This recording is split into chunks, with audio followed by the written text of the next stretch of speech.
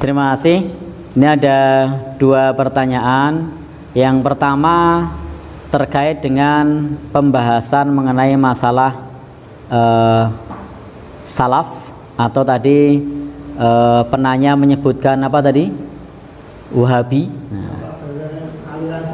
Aliran salafi, aliran Wahabi kalau berkuasa akan menumpahkan darah sesama muslim yang tidak sepaham. Baik, ini terkait pertanyaan ini sebenarnya pertanyaan yang aneh.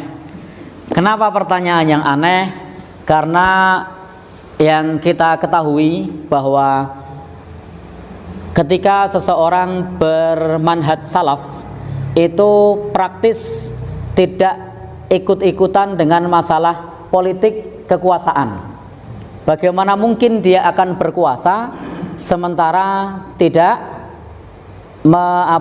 membahas yang terkait dengan masalah kekuasaan. Bahkan kita tidak akan menemukan kajian mereka yang terkait dengan masalah menggulingkan penguasa.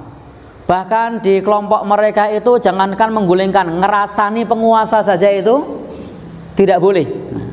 Silakan nanti ketemu dengan saudara-saudara kita yang ngaji manhaj salaf, mereka itu untuk mencela penguasa saja tidak boleh.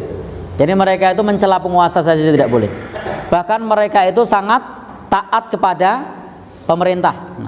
Contoh misalnya pada saat Ramadan, kalau di Muhammadiyah kan pakai hisab, berbeda dengan pemerintah. Kalau salaf enggak, mereka akan ikut dengan keputusan pemerintah.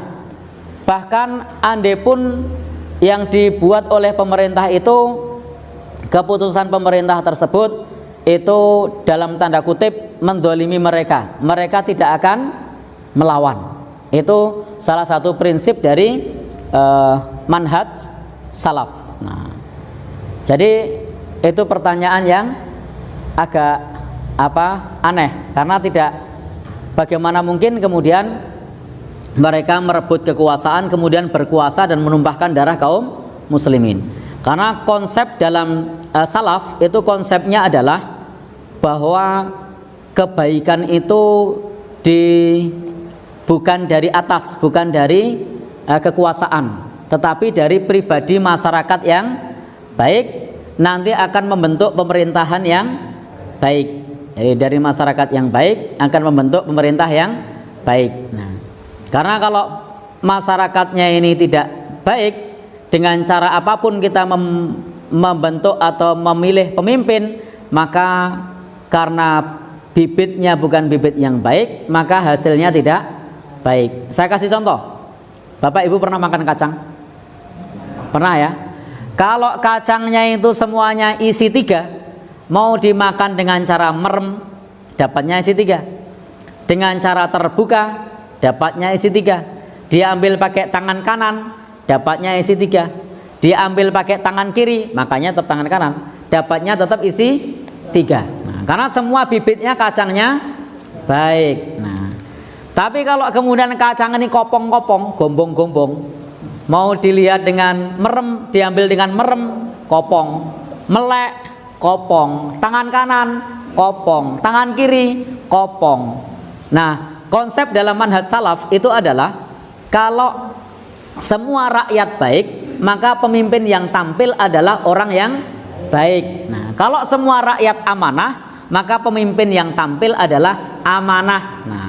Tapi kalau rakyat ini adalah rakyat yang sudah terbiasa korup, biasa bikin nota palsu, biasa bikin LPG fiktif, biasa bikin saksi palsu, biasa rapel tanda tangan, nanti kalau berkuasa ya kurang lebih sama.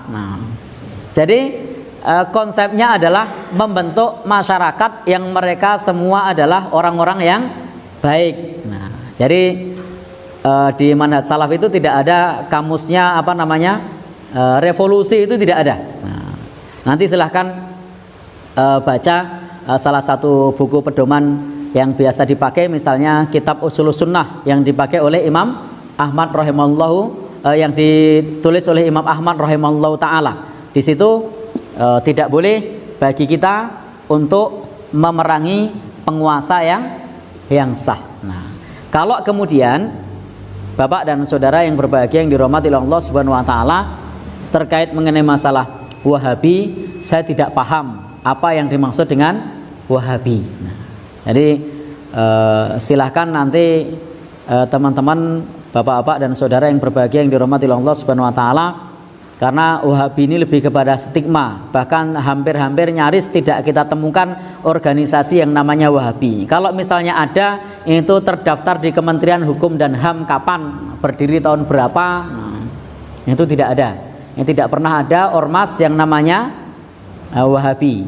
Di negeri kita tidak terdaftar, di negeri lain juga tidak terdaftar. Nah, jadi tidak ngerti apa yang dimaksud dengan Wahabi.